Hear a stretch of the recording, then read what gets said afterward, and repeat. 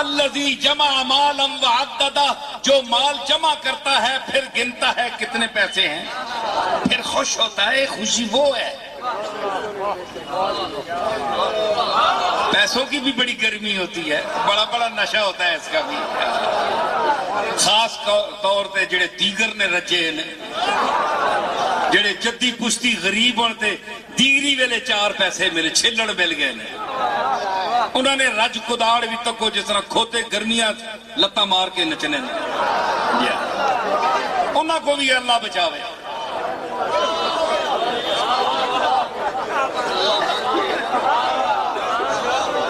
ساری جدہ پشتہ میں جو کوئی امیر نہیں ہویا، مانگ کے کھانے والے لوگ. پیسہ مل گیا جی نا، پاویں حرام نالو ملیا یا حلال دارو ملیا، حلال نال تو بڑا مشکل ہی آج کل. دوبارہ مل گیا، لیکن ان کا نخرہ دیکھیں، ان کی رونق دیکھیں کہ وہ انہی لوگوں کو جو ان کے ساتھ جنہوں نے وقت گزارا ان کو وہ بھول گئے. آنکھیں بدل گئیں، تیور بدل گئے، بدلی جو وضع طور سے بے طور ہو گئے. ارے تم تو شباب آتے ہی کچھ اور ہو گئے.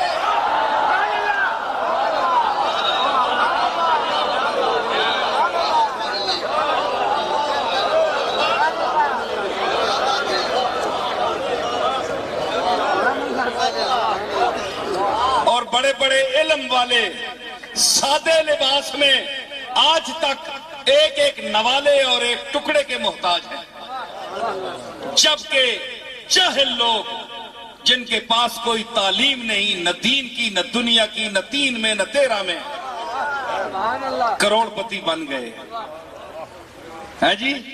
جس طرح بھی وہ کما سکے، حرام حلال نہیں دیکھا. لیکن بڑے بڑے اہل علم آج بھی غربت کا شکار ہیں، قابل توجہ ہیں. ان کی جو ہنر ہے، علم ہے، سارا وہ افلاس لے گیا، غریبی لے گئی.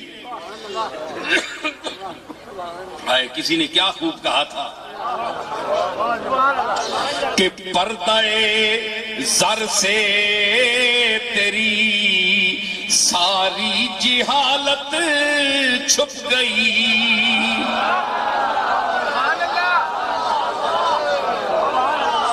پردہ زر سے تیری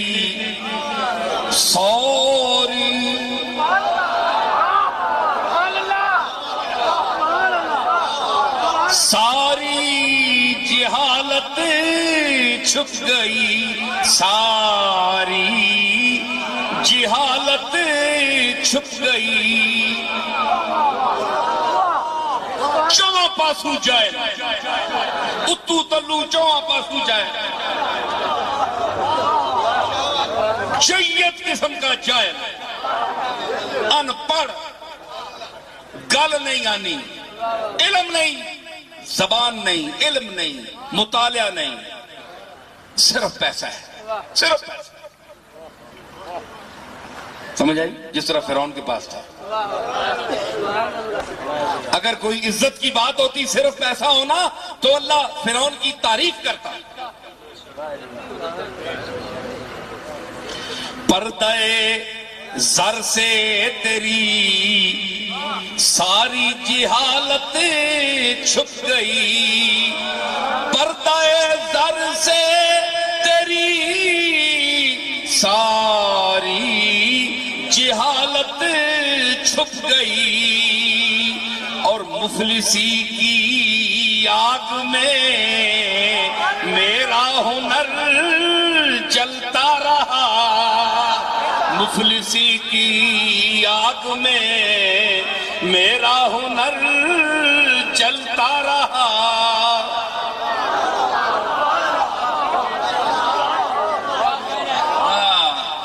کسی استاد کا شعر تھا فارسی کا کہ اے زر تو خدا نہیں ولیکن بخدا. اے پیسے اے ایسے ویسے.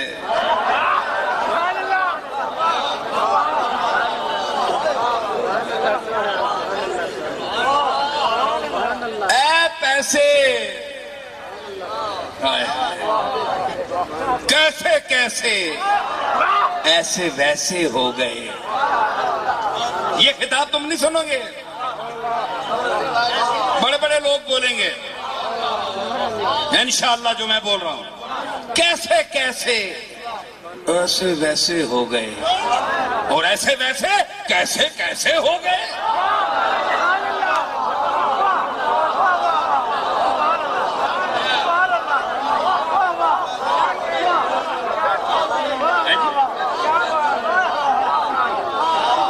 ایسے ویسے چبلا نریاں جماندرو چبلا.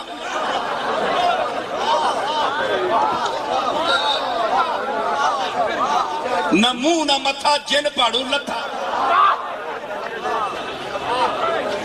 جی سمجھ آئی نا؟ تو کیا ہے کہ ایسے ویسے کوئی کہا ہی نہیں پانا ہے جناب.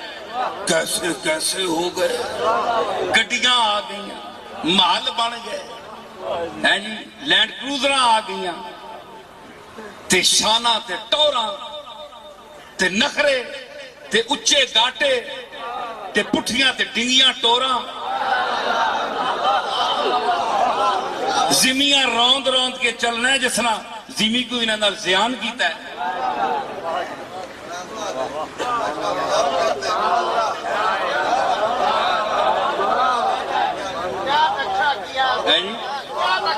تے کوئی شے نہیں ہے, لم یکن شیئا مذکورا, تے پہلے کہ آلیا کوئی قابل ذکر شے ہی نہیں ہے وہ بندہ.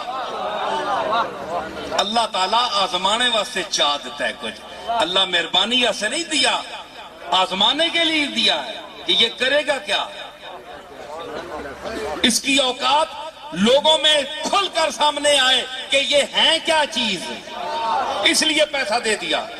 اسی لیے آپ دیکھیں گے کمینہ فطرت کو جب پیسہ ملے گا تو وہ اپنے کمینگی کے جوہر سامنے لائے گا آپ کے. شریف اور خاندانی کو ملے گا تو وہ جھکے گا, چھپائے گا. اس نے کہا کہ اے زر تو خدا نہیں ہے, پیسے اے دولت تو خدا نہیں ہے, لیکن بخدا, لیکن اللہ کی قسم اٹھا کر کہتا ہوں ستار عجوب و قاضی الحاجاتی, پردہ پوش تو ہی ہے, پردے کجنے والا بھی تو ہے, تے حاجتاں پوریاں کرنے والا بھی تو ہے. محلے میں کوئی امیر ہو, پیسے والا ہو, دولت والا ہو, تو نہ کوئی مولوی زبان کھولتا ہے نہ کوئی محلے والا کھولتا ہے. سارے عیب شرعی اس میں موجود ہو, پھر بھی کوئی نہیں منہ سے کہتا کہ لفافہ نہیں ملے گا. کل کوئی مصیبت آئی تو یہ بڑے صاحب جو ہیں یہ دیں گے کچھ نہیں ہے. تو نے میرے خلاف یہ زبان نکالی کہ میں ایسا ہوں, سب چپ ہو گئے. ستار عیوب, تو پیسہ کیا ہے؟ عیبوں پر پردہ ڈالنے والا ہے. قاضی الحاجات تو اللہ ہے, لیکن یہ کہتے ہیں کہ حاجتیں پیسہ پورا کرتا ہے. جن کے پاس پیسہ ہے ان کا دماغ اتنا خراب ہے, وہ کہتے ہیں کہ پیسہ ہو پیسہ ڈال تے بہ جا نال, ایک محاورہ ہے. تو کیا ہے؟ تو پیسہ قاضی الحاجات ہے. اللہ کو دیکھیں گے جب قبر میں جائیں گے تو. آج تو پیسہ ہے, حاجتیں ہماری پیسہ پورا کرتا ہے. اللہ نے کہا پورا کی, اللہ نے اگر پوری کرنی ہوتی تو پہلے دیتا. یہ تو ہم نے پیسہ کمایا, اپنی محنت کی ہے, اللہ کا فضل بھی گیا, مہربانی بھی گئی. اس لیے حضور نے فرمایا اے قاد الفقر ان یکون کفرن, کہ بعض غریبیاں انسان کو کافر بنا دیتی ہیں, اور بعض امارت دولت مندی انسان کو ایسی حالت میں دنیا سے لے جاتی ہے کہ جب وہ کافر ہو, کافر کر کے مارتی ہے دولت. میری بات سمجھ گئے کیا میں کہہ رہا تھا؟ کہانی آنا ہے اگرچہ بہ رہے مراز مالو اقتدار نے, چوالیان مملکت چھکو ہو اقتدار نے, جلال نے جمال نے بغال نے حمار نے فروش نے ظروف نے ضیاء نے اکار نے, بسست میرو چہرے اوز ضیاء من نکار من. سمجھ آئی؟ خیول تے بغال دی سمجھ آئی؟ بپیش شکرین لبت چے دم زنت تبرزدہ کے با لبت تبرزدہ بہنزل نیرزدہ, خیال عشق روح تو گری زمین بورزدہ, ز اضطراب عشق تو چو آسماں بلرزدہ ہمیں بے بو صدت قدم بسان خاک سارہا ہے جی کیا عہد ہے اللہ کے مجدبی برد بیار غم گسار من کے باغ چوں نگار شد چہ خسبی ہے نگار من توان من روان من شکیب من قرار من سرور من نشات من بہشت من بہار من غزال من مرال من گوزن من شکار من حیات من ممات من تدرو من ہزار من سمجھ آئی تو کیا ہے خیل تے خیول خیل دی جمع خیول بغلتن دی جمع بغال تمہیں یاد آ گیا کسی زمانے پڑھنے اسی تو یاد آ گئے دو چار سے کلن فی فلک یسبحون ہر جرم فلکی تیر رہا ہے علم میں حفظ میں بھی ایک تسلسل ہوتا ہے آپ کو یاد رکھیں کوئی چیز یاد کریں قرآن مجید یاد کریں تو حفاظ کی ایک لے ہوتی ہے بعض بچے پڑھتے ہیں تو وہ ہلتے ہیں ایک ردم پر وہ ہلتے ہیں وہ ہلنا ان کو یاد کرا دیتا ہے یہ میں بڑی پتہ کی باتیں کر رہا ہوں ذہانت کی باتیں ہیں ان کو ہلنا اور اگر استاد اس کو روک دے بچے کو ہل نہیں اور سنا وہ بھول جائے گا اب یاد کر جب تک وہ ہلے گا تو ہلنے کی جو جھول ہے وہ اس کو یاد رہے گی تو اس کو لوریاں دے گی لے اس کو لوری دے گی تو وہ قرآن پڑھ دے گا حافظ اس لیے یہ نیا نقطہ ہے مسلح پہ اس لیے حافظ زیادہ بھولتا ہے کہ وہ لوری نہیں لے سکتا وہ لوری نہیں لے سکتا ورنہ اگر اجازت دی جائے شریعت اجازت دیتی تو جتنے بھولتے ہیں اتنے نہیں بھول سکتے تو اللہ نے فرمایا انما یخشى اللہ من عبادہ العلماء یہ جو دستار بندی گئی دستار بندی کیا ہوتا دستار بندی میں بڑے بڑے اختلاف اور یہ دستار بندی علم کی دنیا سے نکل کر ہمارے تصوف میں آتی ہے خانقاہوں میں دستار بندی کا جھگڑا ہوتا ہے یہ دستار ہے کیا 10 آر دستار کا کیا معنی ہے 10 ایک 10 معنی ہاتھ آر یہ آر انگریزی والا نہیں ہے یہ فارسی کا لفظ ہے دستار اس کا عربی ہے امامہ امامہ نہیں ہے امامہ امامہ شریف امامہ نہیں امامہ لغت دیکھ لیں حضور امامہ شریف باندھتے تھے دستار آپ نے کالی باندھی زیادہ اور سفید بھی آپ نے استعمال فرمائی تو اس کا جھگڑا ہے درگاہوں میں بھی جھگڑا ہے جی دستار بندی کس کی ہوئی دستار بندی نہیں ہوئی تو وہ گدی نشین نہیں اگر دستار بندی نہیں ہوئی تو وہ مولوی نہیں مدرسے میں مولوی نہیں ہے اس کو مولوی نہیں مانتا بھائی تمہاری دستار بندی کہاں ہوئی ہے مجھے بتاؤ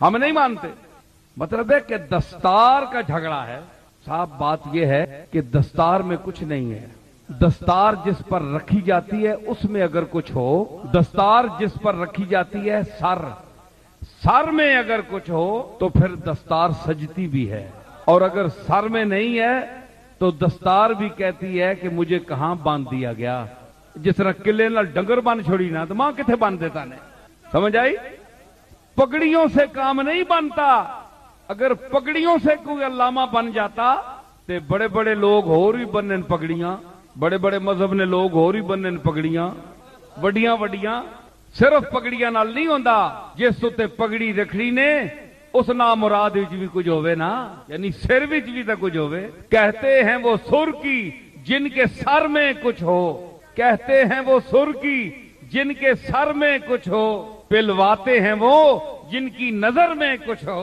مجھے اپنی ربائی یاد آ گئی جی کہتے ہیں وہ سر کی بٹانے والے ہو میں تسا اے نہ پہ آنا کہ تسی زوری ماں داد دیو کیونکہ اے دنیا سننی ہے تے کئیاں نے پیٹے درد پینا ہے اے داد بڑی کرنا ہے وہ داد کرنا تے ماں خدا داد ملکہ دیتا ہے نا خدا داد ملکہ ہے میرے انہاں نے جرت داد مانا دے ہون اگر داد نہیں دے تو یہ خود آمک ہیں ان میں عقل نہیں ہے سمجھ آئی تے داد بیچارے دینے جیڑیاں تو گلاں پہ کرنے اساں سمجھ پیانیاں تے کناں نے ذریعے سنے اندر پیاں لینیاں وڑنیاں اندر کہتے ہیں وہ سر کی جن کے سر میں کچھ ہو پلواتے ہیں وہ جن کی نظر میں کچھ ہو ہیں جی کنگال بھریں گے کیا کسی کا کشکول کنگال بھریں گے کیا کسی کا کشکول ارے دیتے ہیں وہ بھیک جن کے گھر میں کچھ ہو کنگال بھریں گے کیا کسی کا کشکول دیتے ہیں وہ بھیک جن کے گھر میں کچھ ہو میری تقریر موضوع کی نہیں ہوتی میں موضوع اور محمول کو جانتا ہوں میں ایک عالم کے گھر سے پیدا ہوا یہ جو تقریریں موضوع پر کرتے ہیں یہ رٹی ہوئی ان کی تقریریں ہوتی ہیں، ان کو یاد ہوتی ہے۔ میں پھر بدی بول رہا ہوں، مجھے ابھی آپ کسی اور موضوع پر چلا دیں، میں اس پر بھی چل پڑتا ہوں۔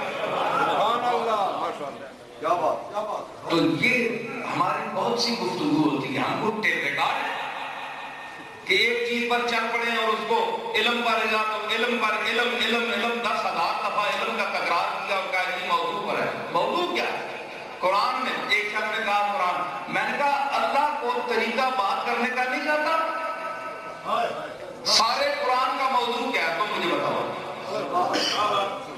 چلو میری تقریر کا موضوع کوئی نہیں ہے تو اللہ کی کتاب کا موضوع کیا ہے؟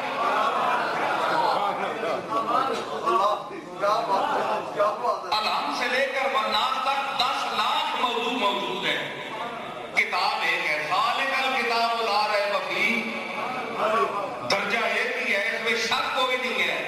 عید و نفاس کے مسئلے بھی ہیں، طلاق کے مسئلے بھی ہیں، لحم الخنزیر بھی ہے، سب کچھ ہے، قل هو اللہ بھی ہے، یا ایھا النبی انا ارسلناک شاہدا بھی ہے، تبت یدا ابی لہب بھی ہے۔ تو اللہ نے کوئی موضوع نہیں رکھا ہے، تو اللہ کو ایک موضوع پر کتاب نہیں لکھ سکا تو ہم ایک موضوع پر خطاب کس طرح کریں؟ ہم وہ بات کریں گے جو بر وقت ہو، ضرورت ہو اور جس کا موقع ہو۔ اللہ نے بھی وہی بات کی جو ضرورت تھی اور بر وقت تھی اور جو کرنی تھی۔ ٹھیک ہے جی ہاں، تو یہ بڑے سلیقے سے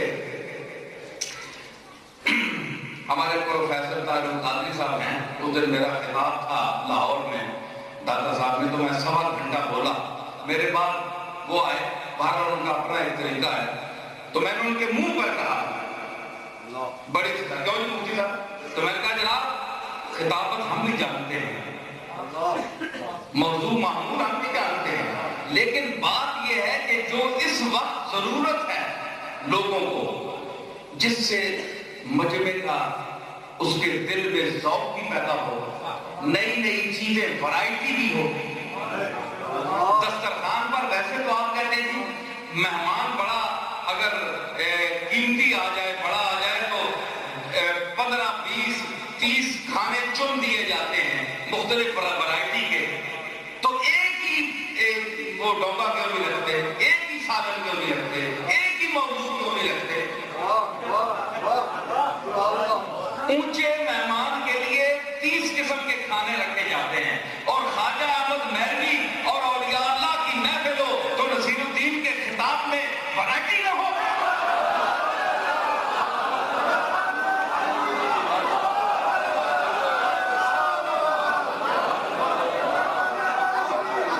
ہم تو مختلف انداز سے بول رہے ہیں کہ جن کی بارگاہ میں حاضر ہوئے ہیں وہ ہماری کوئی بات پسند کر لیں، کوئی ڈش پسند آ جائے، ہم ان کو علم ظاہر کرنے کے لیے اور ان پر علم کی ٹھونک جمانے کے لیے نہیں آئے ہیں، بلکہ ان فقیروں سے خیرات علم لینے آئے ہیں۔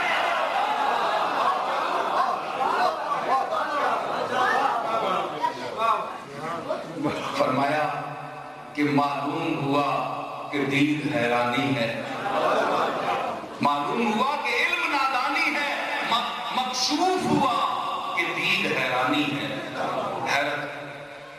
آپ کو پتا ہے کہ تصوف کے ایک اصطلاح ہے حیرت، مقام حیرت، تو صوفیاء کو اکثر آخری دور میں مقام حیرت، جس کو مقام استغراق بھی کہتے ہیں، وہ حاصل ہوتا ہے۔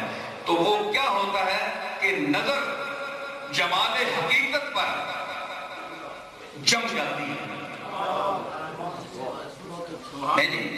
جم جاتی ہے نظر، تو وہ نظر ان کی ٹکٹکی بن جاتی ہے۔ ایک تو موت کے لیے ہوتی ہے نا ٹکٹکی، یہ موت کی ٹکٹکی نہیں ہے، یہ زندگی کی ٹکٹکی ہے۔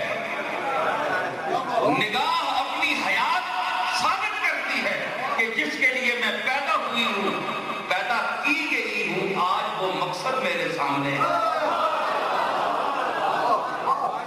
ہم تو گھوڑے گدھے دیکھتے رہے، لیکن ان لوگوں کی نگاہیں اس مرکز جمال پہ اب ہے میری نگاہ،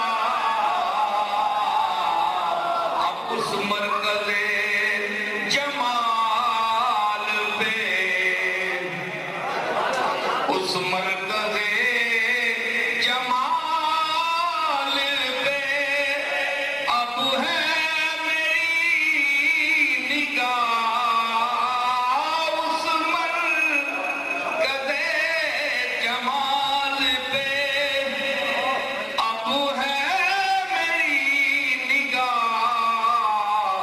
جلوے بھی دیکھ لیں تو طواف نظر کریں،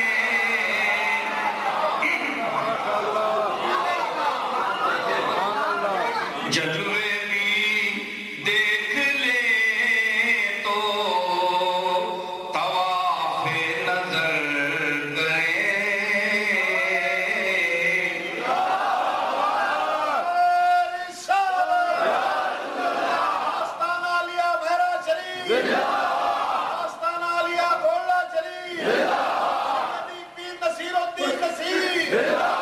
بھائی اب پتہ چلا کہ یہ درگاہ چشتی نظامیوں کی ہے یا نہیں؟ جلوے بھی دیکھ لے تو طواف نظر کریں،